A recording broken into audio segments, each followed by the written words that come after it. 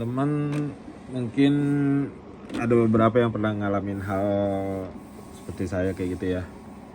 Jadi kalau kita camping kayak gitu di tempat ya di desa-desa gitulah ya, daerah yang jauh dari kota kayak gitu kan, biasanya tuh yang paling sering kejadian tuh listriknya tuh ini ya nggak sampai 220. Jadi kadang-kadang cuma 180, ada kadang-kadang malahan cuma sampai 160. Nah ini sebenarnya alat ini udah jarang banget sih dipakai kalau di kota-kota kayak gitu udah jarang banget. AVR, Automatic Voltage Regulator.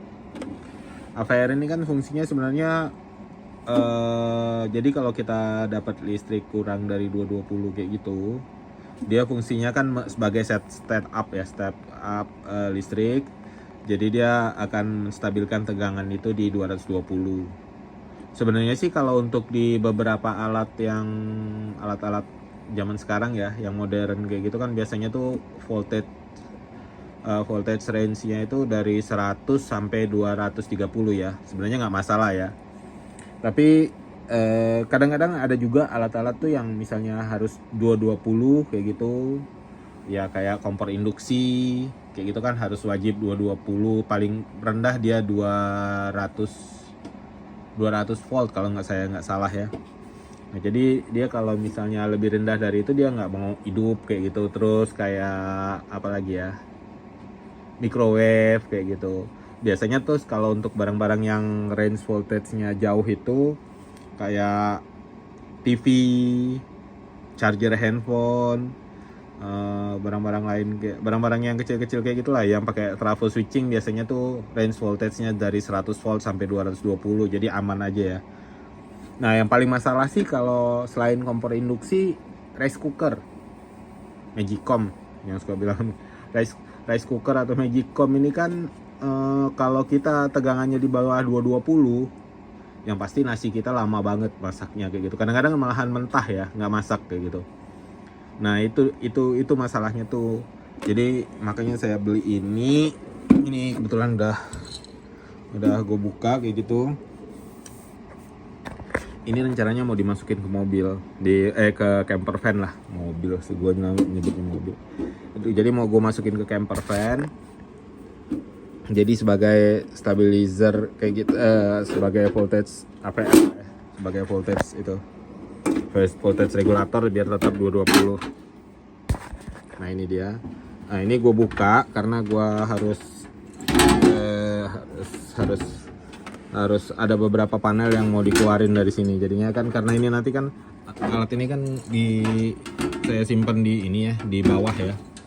Jadi panelnya seperti ini, panel ini harus pindah ke atas biar gampang kontrolnya. Jadi terus sama ini ada panel ini bypass, jadi langsung tanpa lewat stabilizer, tanpa lewat AVR. Nah ini kalau ini AVR, ada tombol ini, nanti ini juga mau dipindah di luar kayak gitu. Nah yang bagian ininya semuanya trafonya pakai trafo toroid ya. AVR ini ada macam-macam, ada model switching, model relay sama model stepper. Jadi kalau model stepper itu yang bergerak di sininya tuh, bergerak ngek bunyi kayak gitu. Tapi gue milih yang model relay ya.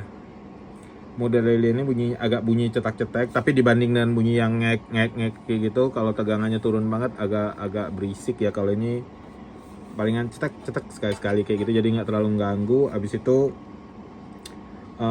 untuk voltage-nya gue juga sih sebenarnya nggak perlu terlalu detail banget, yang penting ya nggak kurang dari 200 volt aja kayak gitu, jangan sampai di bawah 200. Itu aja udah cukup kayak gitu, nggak perlu sampai harus detail pas di 220 volt, nggak perlu lah. Yang penting dia jangan di bawah 200 aja. Nah alat ini makanya gue beli ini, bagian gue masukin di mobil.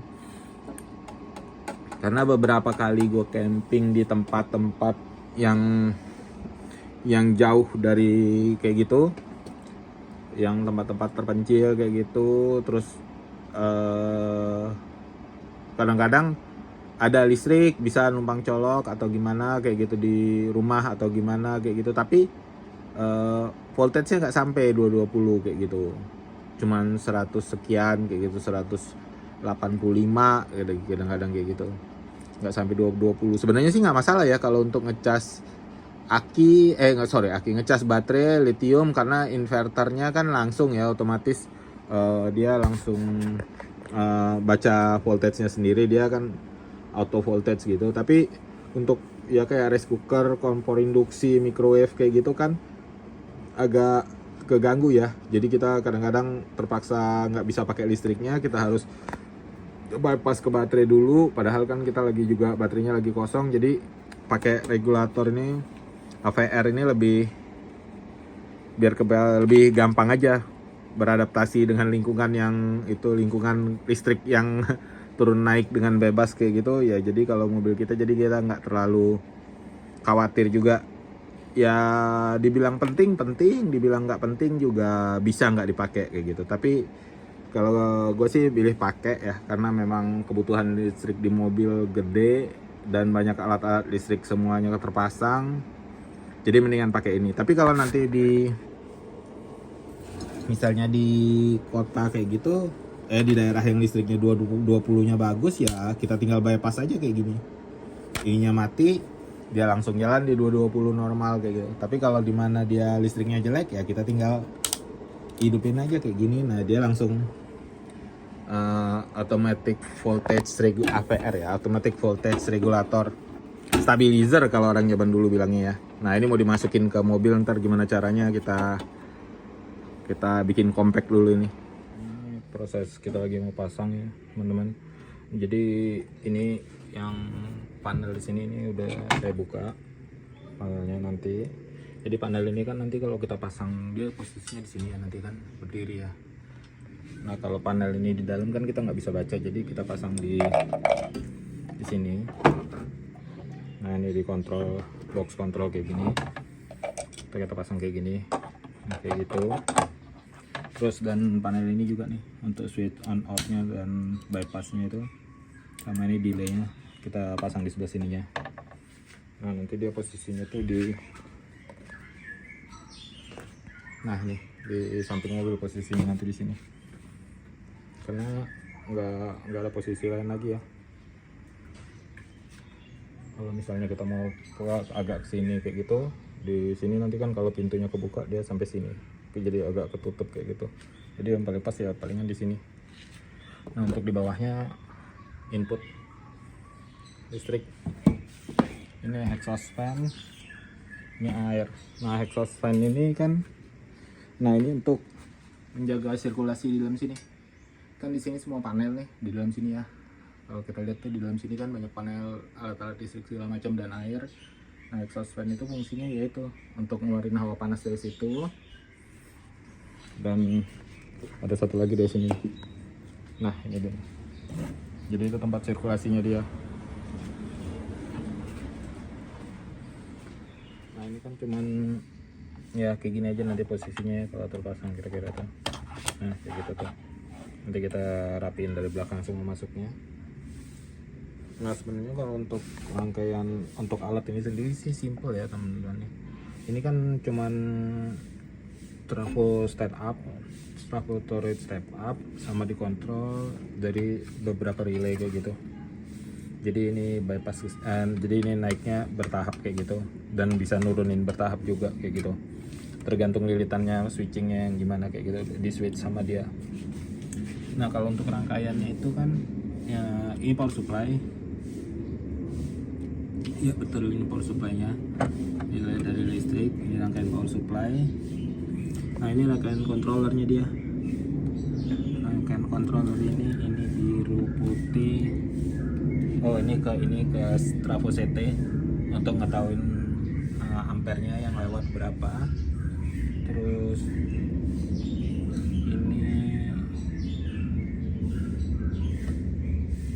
ini kabel listriknya, powernya ngambil dari sini. Ini dari PLN nya, dan ini inputnya. Oh ini bypassnya nih, langsung keluar lagi ya ini bypassnya kayak gitu. Jadi di bypass ke dari relay terakhir, terus kalau CT, terus ini dia ada trafo CT nya, terus iya cuman gitu aja sih dia. Ini kalau ini sensor temperatur kayaknya itu di dalam situ Bang. Iya ini iya ada temperaturnya kan, output temperatur, ini input voltage nya gitu aja sih dia tuh. Ini kalau yang biru putih, kabel-kabel yang rombongan ini ke relay semua. Ini ke ini kemana nih? Ini ini ke fan, kabel fan untuk fan-nya. Terus ini ya ini yang sorry tadi warna hitam, iya bener. Cuman gitu aja sih, simple sih. Ini dia intinya sih di sini kan, di lilitan trafo ini untuk naikin dan nurunin tegangannya kayak gitu. Udah kita potong, udah kita pasang ya. Tuh. Ke belakangnya.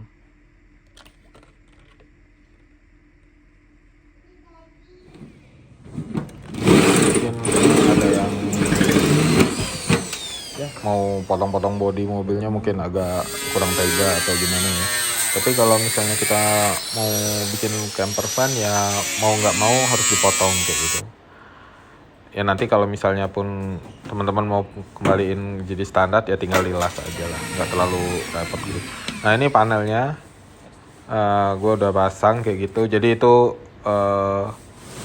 ada tambahan sedikit, ada di situ ada port yang biru itu untuk port 220. Jadi kalau kita perlu listrik 220 kita bisa colok di situ dari luar mobil, jadi nggak usah kabel dari dalam. Sebenarnya di belakang juga udah ada, tapi kadang-kadang masih kalau di belakang kan agak repot karena tempat aktivitas kita kan di samping mobil sebelah kiri. Nah jadi itu yang biru itu port 220 ini, yang di atas itu yang merah itu tegangan volt meter sama ampere meter yang nyala itu. Nah ini MCB-nya dua ini. MCB ini untuk bypass, ini lagi posisi bypass nih. Nah ini posisi AVR-nya nyala. Nah itu dia, AVR-nya nyala. Nah itu kan kita bisa lihat tuh paling atas tegangan di rumah saya itu 227 distabilin menjadi 220 kayak gitu. Nah ini kita bisa tutup kayak gitu kalau lagi nggak dipakai. Ini input AC-nya. Nah ini AVR-nya. Jadi saya taruh di sini, posisinya berdiri itu dibaut ke bawah ya, sama dibaut ke rangka sini. Jadi posisinya berdiri kayak gitu di sini. Kurang kelihatan karena di dalam ya dia. Nah jadi panel itu saya buat di luar ini, jadi kita gampang kontrolnya semuanya untuk ngelihatnya tegangan masuk berapa, tegangan ampere yang ditarik berapa kayak gitu semuanya. Jadi kita bisa ngelihat di sini.